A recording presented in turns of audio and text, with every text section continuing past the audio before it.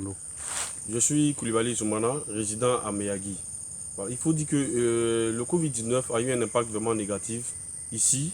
Hein. Nous avons d'abord, nous prenons, plus je suis dans le cacao, nous prenons dans la filière de cacao, nous avons eu des problèmes à évacuer le stock, les stocks que nous avons. Aussi, les formations qu'on avait avec les partenaires, nous n'avons pas pu réaliser ces formations-là à cause du Covid-19. Vraiment, ça a eu un impact très négatif dans la filière du cacao. Par ailleurs, lorsqu'on prend au niveau de la nourriture, à Meyagi ici, il y avait il y avait des problèmes de nourriture ici. On avait des problèmes pour manger, nous avons des problèmes. Lorsqu'on va au marché, on n'arrive pas vraiment à acheter ce qu'on veut manger. Donc c'était très difficile, c'était très difficile. Hein. Et après, les rumeurs qu'on a prises ici, on nous disait que les feuilles de Nîmes, le belait, même nous étant musulmans, hein, on était obligés d'aller boire le belait pour pouvoir se soigner.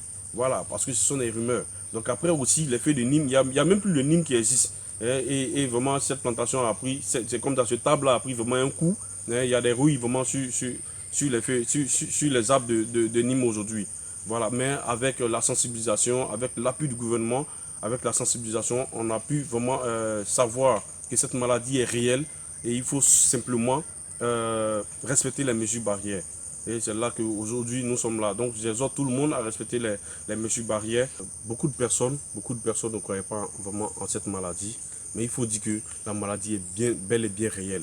En Afrique ici surtout, on disait que c'est maladie des blancs, ça ne veut pas toucher Africains, vraiment, mais la maladie est réelle. Donc c'était très très dur dans la sensibilisation de remonter, de faire croire aux gens que la maladie existe vraiment.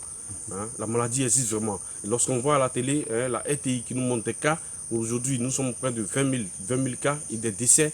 Vraiment c'est grave, c'est grave. La maladie était vraiment réelle. Et avec la sensibilisation, hein, c'est vrai que c'était dur d'enlever ça dans la tête du commun des mortels, mais on est arrivé vraiment à sensibiliser et au fur et à mesure aujourd'hui, je peux dire que les cas diminuent à Meyagi ici. Nous avons seulement eu peut-être 2 cas, voilà, mais qui ont été peut-être un décès et l'autre a été guéri. Donc on a fait vraiment un effort ici pour pouvoir sensibiliser les gens et suivre les mesures barrières.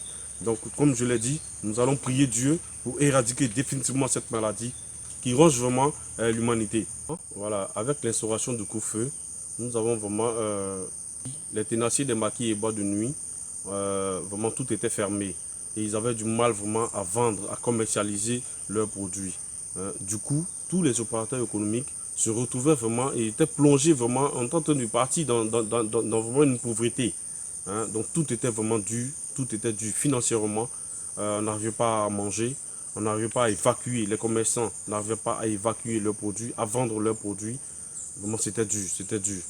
Donc actuellement, nous pouvons dire que il ne faut que prier. Hein. On n'a que prier, on n'a que prier, hein, tout en respectant les mesures barrières et prions pour vraiment éradiquer hein, immédiatement ou définitivement cette maladie. Voilà, donc on prie Dieu et que Dieu guérisse tout le monde et que Dieu nous épargne de cette maladie. Je vous remercie.